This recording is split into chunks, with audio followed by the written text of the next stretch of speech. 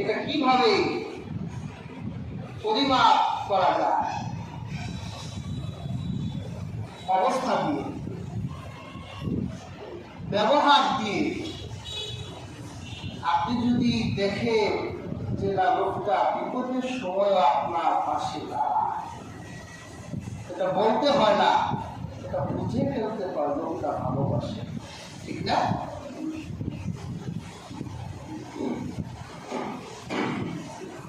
আমরাও তো আল্লাহকে ভালোবাসি, এটা আমরা দাবি করি যে আমরা আল্লাহকে ভালোবাসি। পরীক্ষা করবেন কি দিয়ে? গোষ্ঠী পাথর কি আল্লাহকে ভালোবাসা?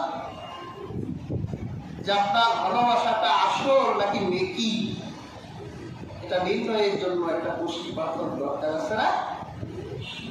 আল্লাহ সূরা আল ইমরানের ৩১ নম্বর আয়াতে সেই গোষ্ঠী পাথরের কথাটা তুলে ধরলেন যে হাবিব, আপনি বলুন, আমার অনুসরণ করুন। যদি আপনি রাসূলুল্লাহ অনুসরণ করতে পারেন তাহলে আপনার ভালোবাসা আসবে। আর যদি আপনি রাসূলুল্লাহকে অনুসরণ করতে না পারেন, আপনার ভালোবাসা নেকি নকল। যদি মুখ দিয়ে আপনি হাজার বারো দাবি করে যে আমি আল্লাহকে ভালোবাসি, মুহাম্মদ সাল্লাল্লাহু আলাইহি ওয়াসাল্লামকে ভালোবাসি, আপনার এই ভালোবাসা গ্রহণযোগ্য হবে। রাসূলুল্লাহ একদিন মজলিসে বসা, খুব ইম্পর্টেন্ট কথা বলছে মজলিসে। হযরত আনাস এই হাদিসকে রাবি।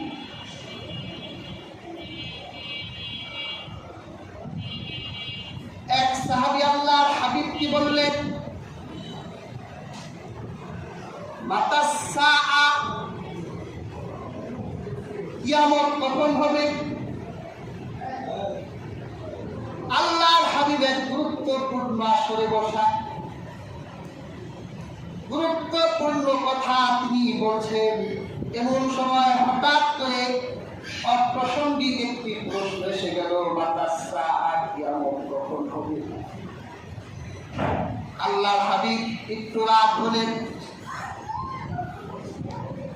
আল্লাহর হাবিব বললেন, ওয়াইলাকা মা আ'দাত্তা লাহা, তুমি ধ্বংস হয়ে যাও।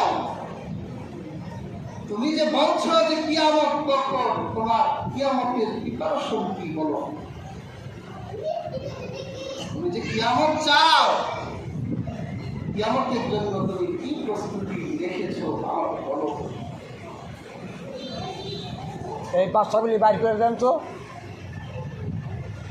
হাজিরিন,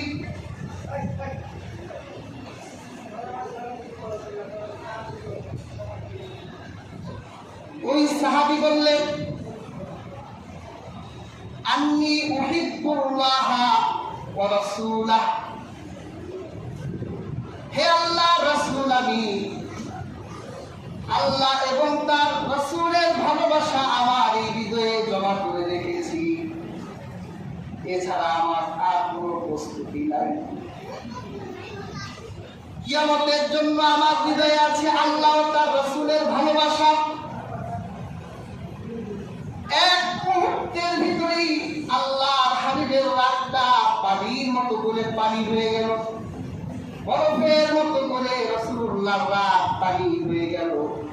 আল্লাহর হাবিব বললেন, যদি তোমার হৃদয়ের ভিতরে আল্লাহ ও তার রাসূলের ভালোবাসা থাকে কিয়ামতকে ডিফেন্স করার জন্য, তাহলে এটাই তোমার জন্য যথেষ্ট।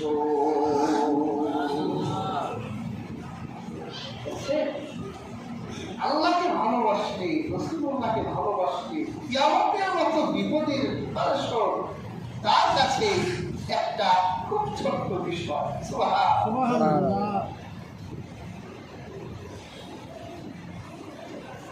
আর আল্লাহ পাক কি করবেন? রাসূলুল্লাহ অনুসরণকারীকে তখন আল্লাহও ভালোবেসে ফেলবেন। তার দাবি সত্য, সে আল্লাহর ভালোবাসা পেতে চায়, আল্লাহ রাসূলের অনুসরণ করার সাথে সাথে আরশের মালিক আল্লাহ তাকে ভালোবেসে ফেলেন। ভালোবেসে জীবনের কবিরা সগীরা যতগুলো আছে আমার আল্লাহ পাক বিনা প্রশ্নে বিনা বাক্যে ক্ষমা করে দেন।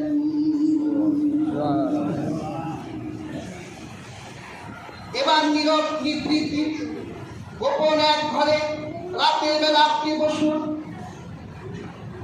তারপর চিন্তা করুন আপনি কি আল্লাহর ভালোবাসা পেয়েছেন কিনা,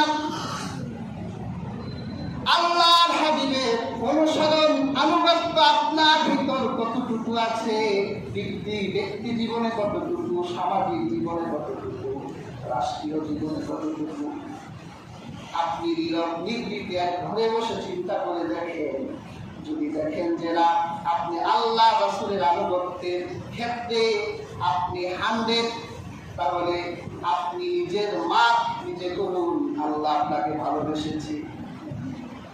আর যদি সমস্যা থাকে, দুর্বলতা থাকে, তাহলে পরিশুদ্ধ করুন।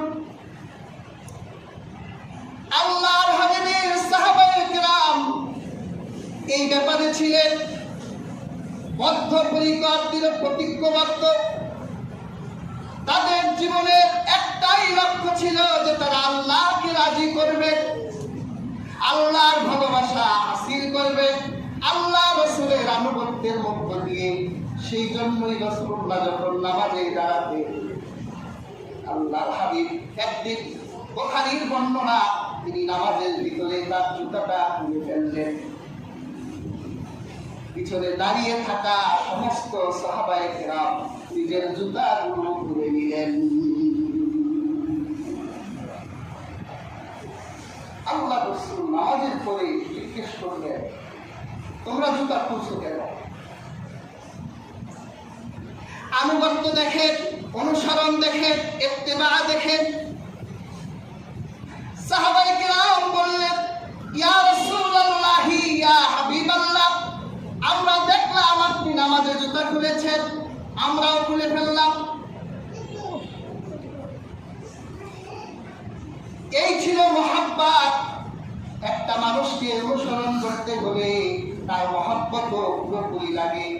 সাহাবায়ে কেরামের ভিতর ছিল আল্লাহ রাসূলের একটি সুন্নত তাদের হাত থেকে ছুটে যাওয়ার মানে ছিল তারা কনফিডেন্স হারিয়ে ফেলত, বেহেশতে প্রবেশ করতে পারবো কি পারবো না।